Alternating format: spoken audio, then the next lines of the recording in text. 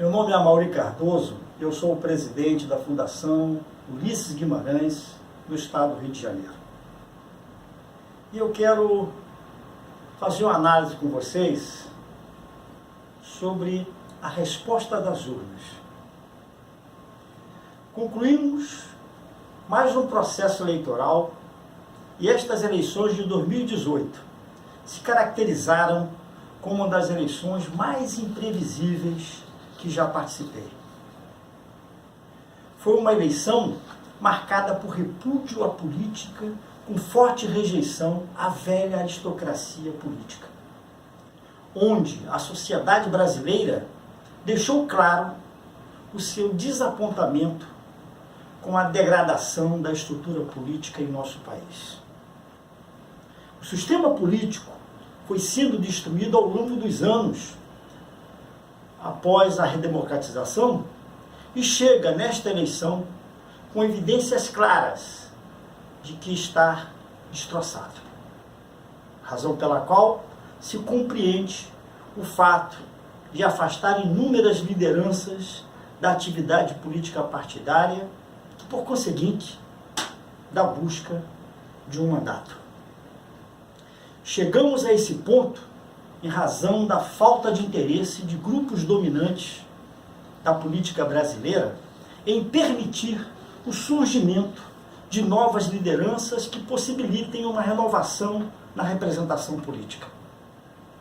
Agindo dessa forma, tenta impedir a aproximação de novas expressões políticas junto ao conjunto da sociedade, o que se comprova na relutância em realizar uma profunda reforma na estrutura do sistema político e eleitoral. Diante disso, o Brasil está vivendo um momento dos mais preocupantes da sua história.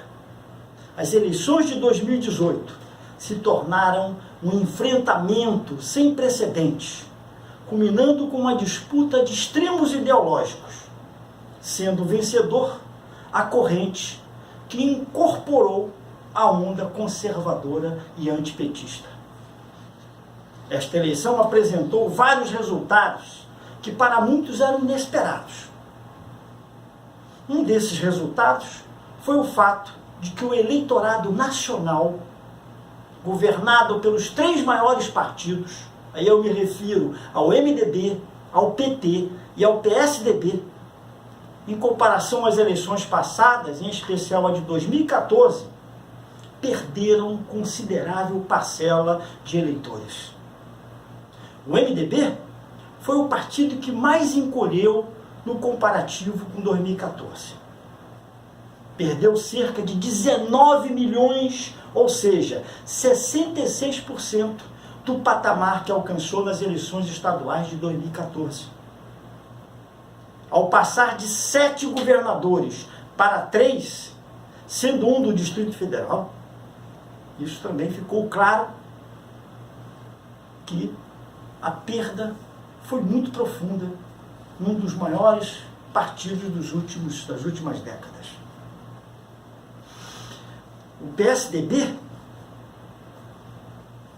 mesmo mantendo o controle no estado de São Paulo, que é o maior colégio eleitoral do país, perdeu cerca de 8 milhões do eleitorado governado. E o PT? O PT que perdeu 13 milhões de eleitores ao passar também de 5 governadores para 4 estados em que vai governar a partir de 2019. Enfim, evidencia que esses 3 partidos perderam parcelas consideráveis do eleitorado nacional. Mas um outro resultado evidente foi o fato dos partidos tradicionais, acostumados a dividir a grande parcela do eleitorado, os 3 que eu me referi e outros, eles, ao perderem essa grande parcela do eleitorado, eles perdem também a representação política. Sofreram uma grande perda eleitoral em razão do fato da pulverização dos votos entre os partidos em disputa. Houve uma pulverização de votos, que aumentou o número de partidos representados na Câmara Federal, como também o maior número de partidos representados nos governos estaduais.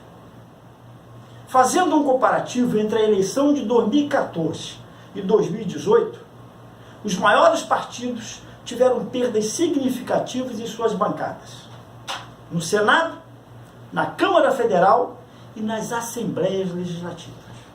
Vejamos no Senado, e eu vou ficar só nos três maiores, MDB, PT, PSDB. No Senado, em 2014, a maior bancada é do MDB, com 18 senadores.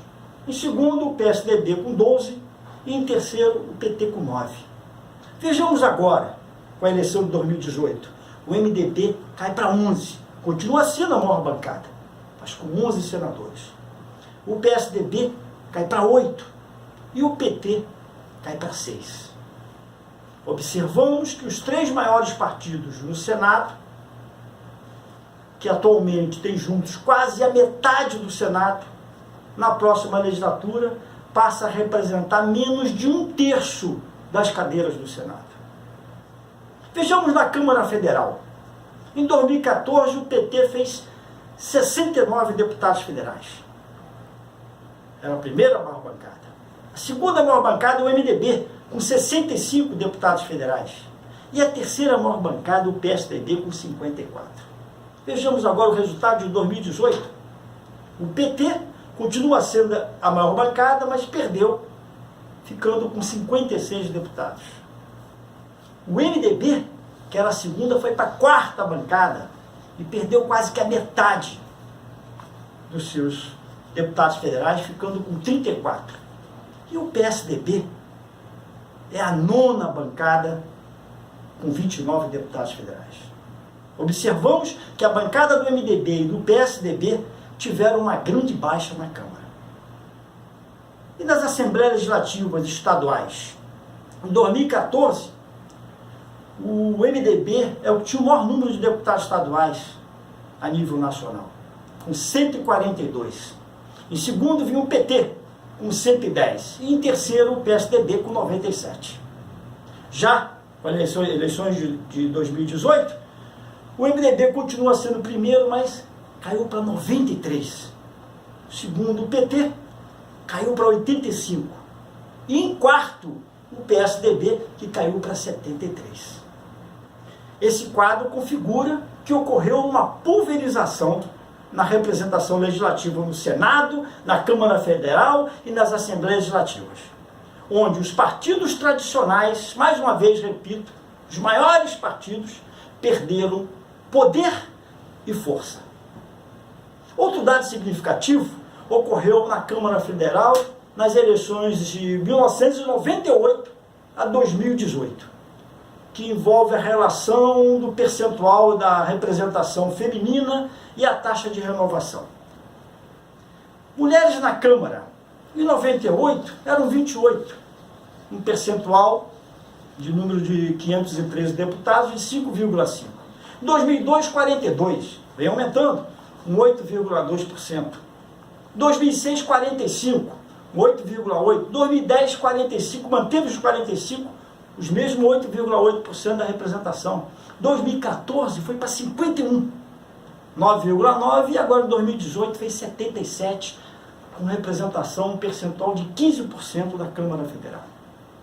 Renovação na Câmara Federal entre os deputados novatos, no mesmo período, em 98, eram 183, ou seja, 35,7% dos 513 deputados. Em 2002, 184, com 35,9%. 2006, 193, com 37,6%.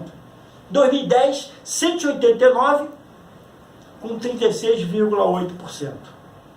2014, 198, com 38,6%. E agora, em 2018, 243 deputados novatos, ou seja, 47,3% da Câmara Federal. praticamente a metade da Câmara se renovou.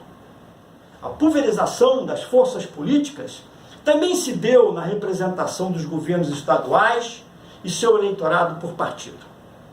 O MDB elegeu 3 governadores: Pará, Alagoas e Distrito Federal, totalizando 6,9% do eleitorado.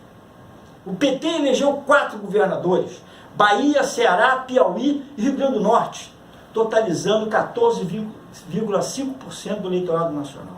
O PSDB elegeu 3: Mato Grosso do Sul, São Paulo e Rio Grande do Sul, totalizando 29,4%. 3, mas com 29,4%, porque São Paulo e Rio Grande do Sul tem um grande contingente eleitoral.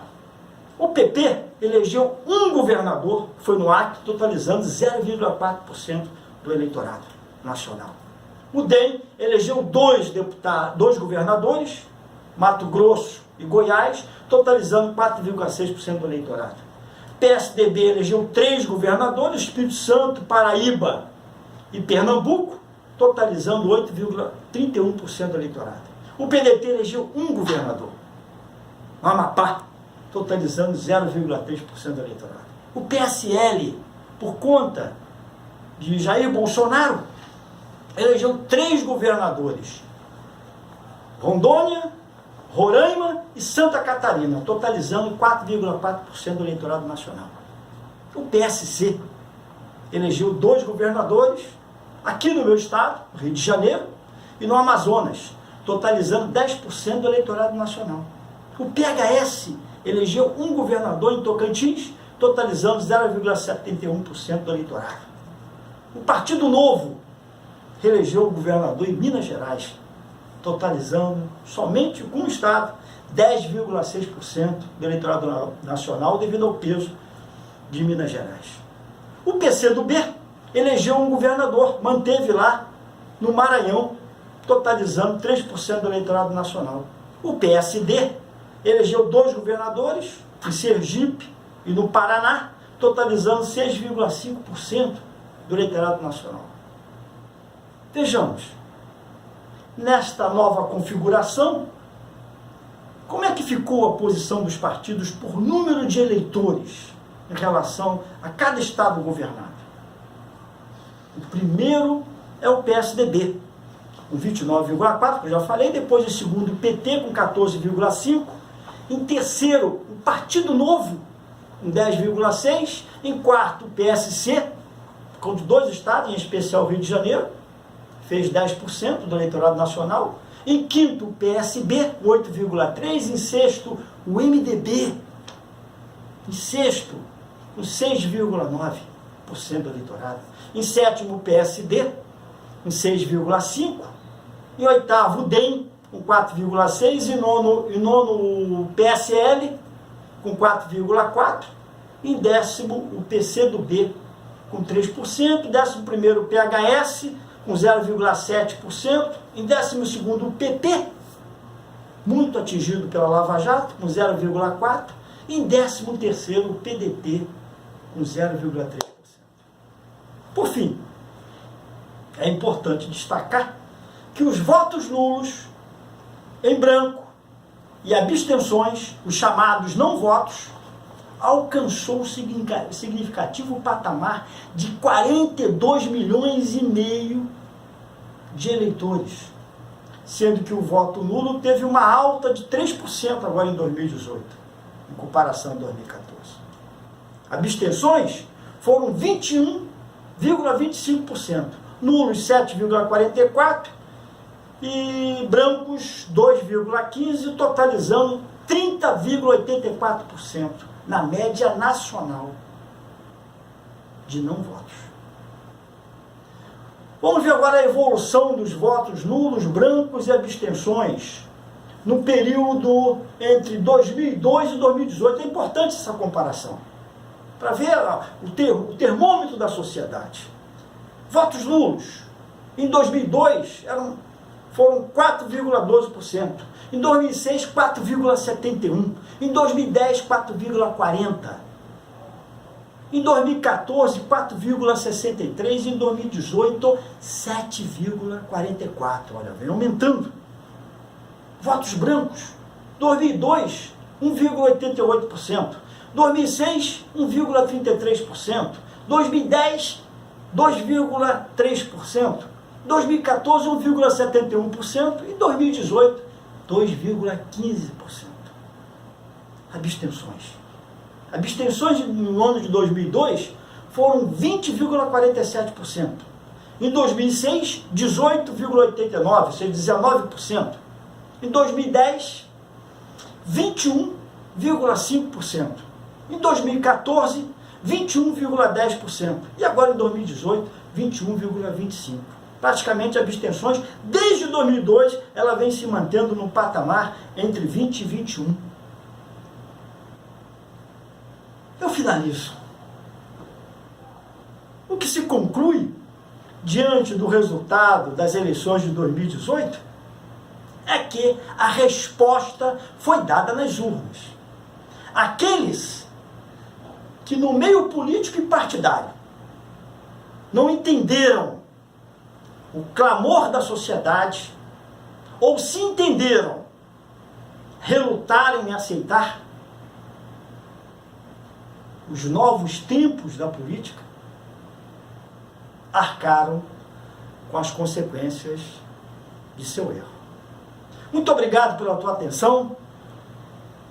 Se você quer conhecer minha opinião sobre outros temas, visite o meu blog www.amauricardoso, Amauri com Y, Cardoso com S.blogspot.com.br.